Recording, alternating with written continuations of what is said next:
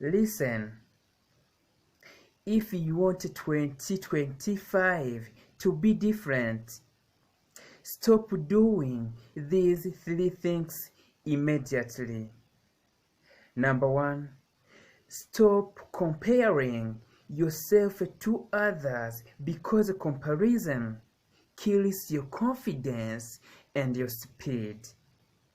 Number 2, stop explaining yourself to people who don't just support you, because you don't owe anyone a performance. Number 3, stop spending money just to impress people who don't care. Build your wealth, not ego. 2025 is your year, but only if you stop what is draining you. Start focusing on you. Remember one thing: don't dream of winning, train for it. I'm Elias. Thanks.